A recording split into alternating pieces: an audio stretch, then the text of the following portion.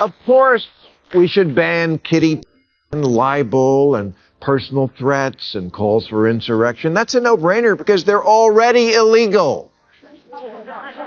Just as it would be illegal in an actual town square to whip out.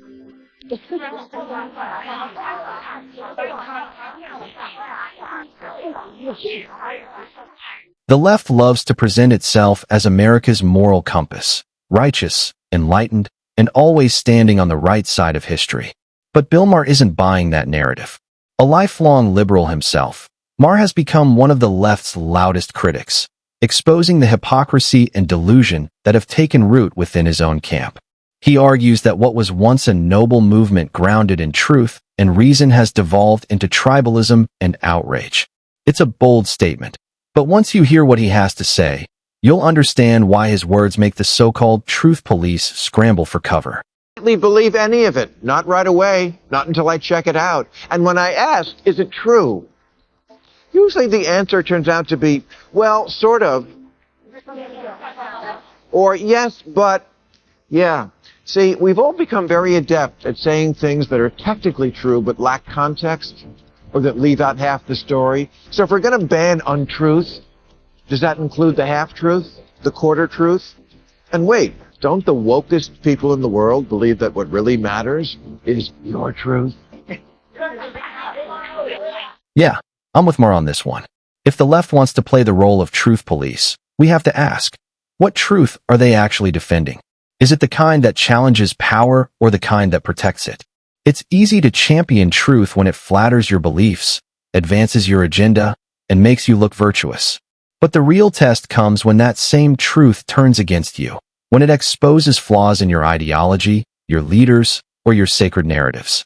That's when most people suddenly lose their appetite for honesty. Maher's point is sharp but undeniable. Truth isn't supposed to be partisan. You can't claim to defend facts while censoring or mocking the ones that make you uncomfortable. Either you stand for truth all the way, or you're just running a propaganda campaign with better marketing. Of course, we should ban kitty libel and personal threats and calls for insurrection. That's a no-brainer because they're already illegal. Just as it would be illegal in an actual town square to whip out.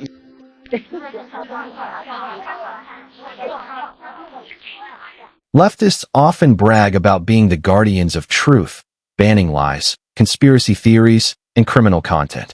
And sure, that part's easy. No one's defending misinformation or illegal behavior. But that's not where the real fight is. The real danger begins when truth itself is distorted, filtered, or edited to serve a political agenda. When facts are handpicked to shield an ideology or silence dissent. That's not truth policing, it's truth manipulation. And Maher's been sounding the alarm on it for years. He's watched the left drift from defending free debate to enforcing ideological uniformity. They're no longer just correcting falsehoods, they're curating reality. And that's the most dangerous form of censorship, the kind disguised as moral righteousness, carried out under the pretense of protecting people from ideas they're fully capable of judging for themselves. In the digital town square. And so should bots and deep fakes be banned and anything else that aren't really the people who say they are. But that's an entirely different thing than actual people expressing an opinion as repugnant or offensive or as misguided as some opinions may be. This is still America.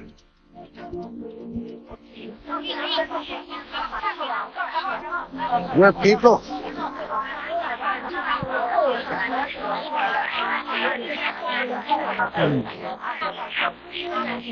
where people have the right to express what they think, including to be wrong, to lie, and yes, the right to be And if you think you know everything and no one else could possibly have some other truth, you should be glad for that protection. Because this is America, a nation built on the principle that freedom of speech isn't just a right. It's the foundation of democracy itself. It's what separates open societies from authoritarian ones. Everyone should have the freedom to express their thoughts, no matter how controversial or unpopular they may be. But that freedom also carries responsibility, because others have the same right to challenge, debate, and fact-check those ideas.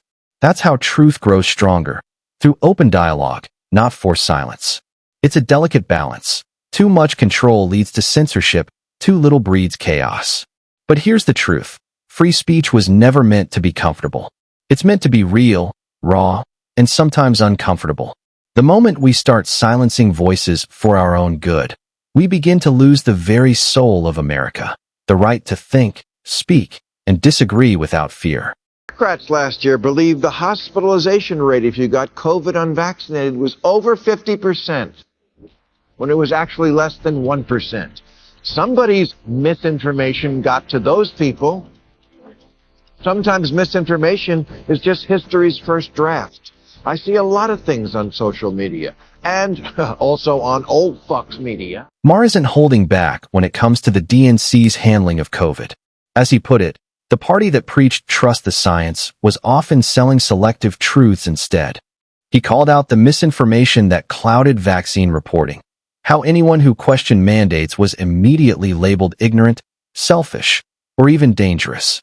Throughout the pandemic, mainstream outlets bombarded the public with alarming headlines, insisting that the unvaccinated were overwhelming hospitals. But Maher argues the data told a very different story. According to him, the numbers were exaggerated to pressure compliance and shame dissenters. In reality, he says, fewer than 1% of the unvaccinated ended up hospitalized. That's not just a minor correction. It's a revelation that turns the official narrative upside down. And for Maher, it's proof of a deeper problem. Blind faith in political messaging isn't science. It's a fast track to mass deception. That more effectively captures what's wrong with today's journalism than the sad saga of what happened last week at the Washington Post. They need to keep it to themselves because it would be too depressing. If you missed it, the Washington Post recently got embroiled in a self-inflicted shitstorm when one of their best reporters, David Weigel, retweeted this joke. Every girl is bi. You just have to figure out if it's polar or...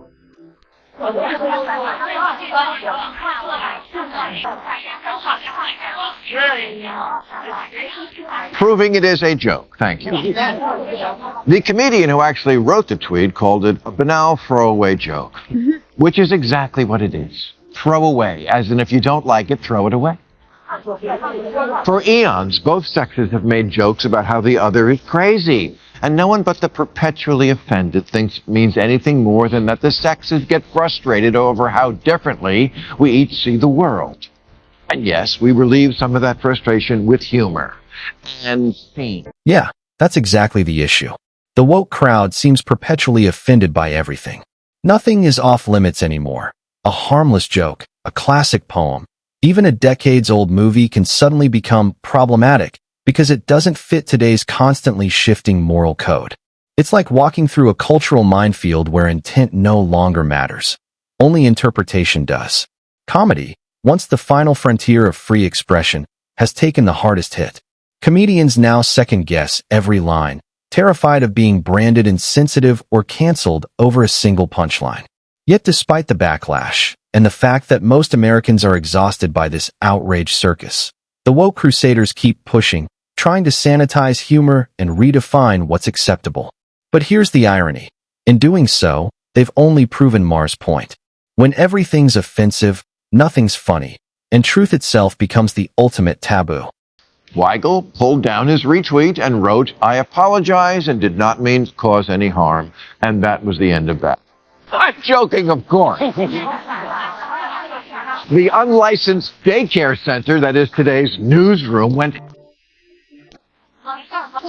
You see, the Post has another writer named Felicia Sonmez, and she's a lot. For example, she tweeted about Kobe Bryant's 2003 rape trial hours after his helicopter crash. And despite the fact that she says Dave Weigel is a good friend, she resurrected the tweet he had taken down with a screenshot and demanded to know what the Post was going to do about this unacceptable evil that must not be allowed to stand. Sarcastically writing, "Fantastic to work at a news outlet where tweets like this are allowed." Yes, can you imagine a world that allows jokes you don't like? The most infuriating thing about cancel culture is that it never ends with an apology.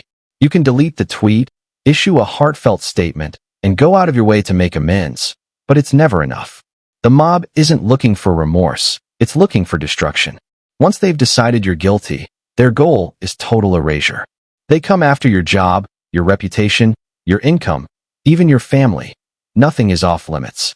One misinterpreted joke or decade-old post can spiral into a full-blown witch hunt, fueled by social media outrage and performative virtue signaling. It's no longer about accountability. It's about control. It's about deciding who gets to speak and who gets silenced. And that's exactly what Maher keeps warning about. When outrage turns into entertainment and forgiveness disappears, society doesn't move forward. It devours itself, one canceled person at a time.